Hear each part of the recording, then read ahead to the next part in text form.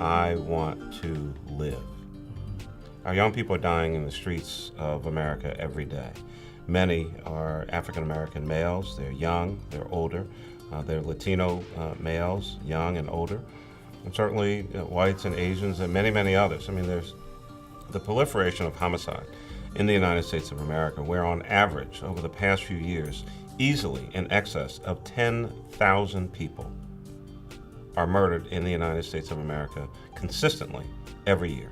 And under any other circumstance, if we're talking about disease, if we're talking about large-scale tragedy, anything else that happens in the United States of America, if somebody lays out stats that 10, 11, 12, 13,000 people are dying from something, we will be doing a lot about it.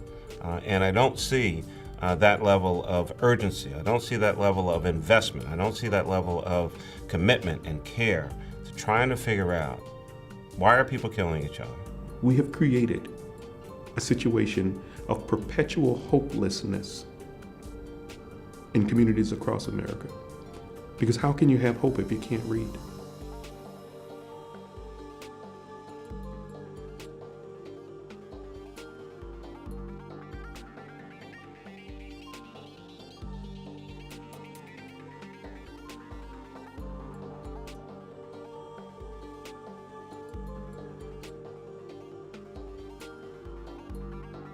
Young people know when people are pretending. Young people know that when my friend was shot, they had no suspects. Young people know when they're growing up as little kids, when their parents are not there and not with them, and they internalize that to say, maybe I don't matter as much as this other person that I know whose parents are always with them. Young people know when they go to seek to get a summer job and they're told, no, we don't have anything for you. Young people know. Young people know when they walk into a store and just because of the way they look and the way they dress, that there's somebody following them around the whole store every step that they're making. What is the ceiling that is being set for you if that is the picture that you look at every single day? And when you remove hope from my heart, you say to me that it does not matter what I do to you, because it does not matter what I do to myself. We are failing to acknowledge in America the enormous magnitude of loss that is experienced every single day in America. In this great nation, land of the free, home of the brave, in this one of the greatest nations in the world, we don't wish to acknowledge that on average every 24 hours in America, we lose 13 young people under the age of 25 to homicide. On average in that same 24-hour window, we lose 12 young people in America under the age of 25 to suicide. And we'll lose another 4 babies to child abuse and neglect, most of them before they reach their 5th birthday. On average, every 24 hours in America, that is 29 young people whose lives are lost under the age of 25. And so when I talk about that data point of what people 25 years and older, if you're growing up in one of these communities, one of these zip codes, where you're more likely to die than you are to live, what is the message of hope that is being given to you by your world? We have lost on the streets of America about 613,000 American citizens. Now, and that's a big number. People don't have a reference to it. So let me give you a reference. That is more American citizens that were lost in all, underscored 3 times, all of the wars in the 20th century. What were they? World War I, World War II, Korea, Vietnam, Iraq, and then, of course, Afghanistan and Iraq in the first decade of the 21st century. All of the American citizens lost in battle during those wars, more of them were lost on the streets of America to gun violence. So my conclusion is the streets of America, in many instances, are more dangerous than the war zones. People get very upset when they say that because they don't want to say, God, I live in a war zone. It's not an indictment. It's just an observation of this is the reality. Can't we find a way to make sure that our homeland is safe? Pretty boldly stood up at my first inauguration and said, we have to cut homicides by 30 to 50% in 3 to 5 years. So first day in office, I had a brand new police commissioner. We didn't even have a full comprehensive plan yet, other than the things I talked about during the course of the campaign, but we came up with that plan, and then we released that plan, and then we said, this is the plan, and this is what we're going to do. And 5 years later, we're at a 36% reduction as compared to when I came into office. How do we create an America that we've never seen before?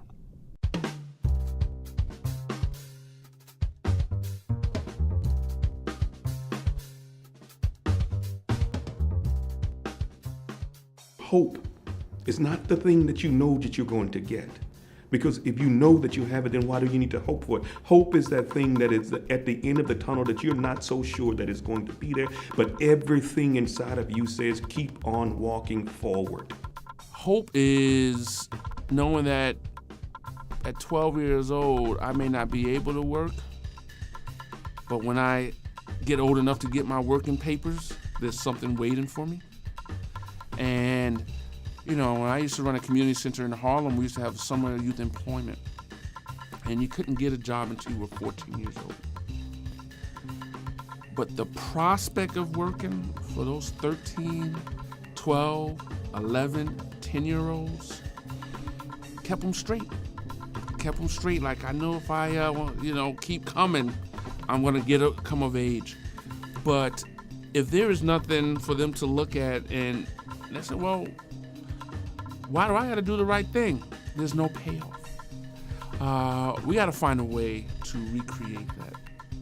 And one entity alone cannot do it. I'm in philanthropy. Philanthropy alone cannot do it. Hence the name Cities United. That it's going to take a united effort, city government, grassroots community leaders, families, the federal government. What we want to do is to be able to create not only the conversation, but give real tools to our members to go back home and say, we should have a mentoring program for African American youth. We should be teaching classes about finances. We should be talking about positive things that are available to African American boys and men as they invest and support communities, because there are great stories of African American men and boys doing wonderful things in our nation cities.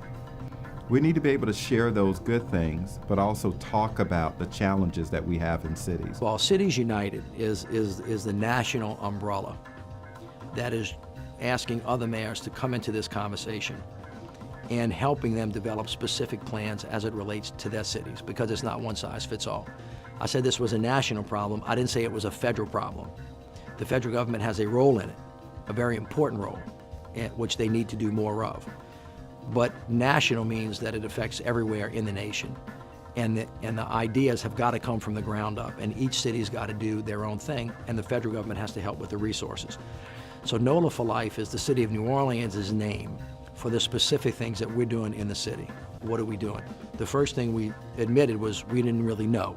So did anybody else work on this issue? The answer is yes. Boston, New York, Baltimore, Chicago, lots of cities. What are you doing that works, right? Chicago ceasefire was something that Chicago did the same thing in Philadelphia. So we think that model works. Bring that into New Orleans, form it around New Orleans neighborhoods, New Orleans people. So that's one piece.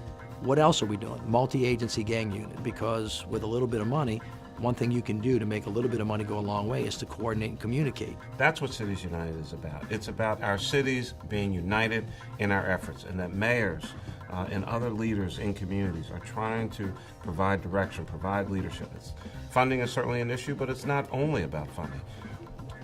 Protection and prevention are certainly components of it, but it's not just about the police department. It's also about the recreation department. It's about libraries. It's about after-school programs. It's about job training. It's about summer jobs for young people. I was testifying in Congress at a U.S. Senate hearing. The senator asked, well, how many people were killed by a shotgun versus a handgun or some other weapon in your city. And I had the stats and I had the numbers, but I had to say, Senator, respectfully, dead is dead.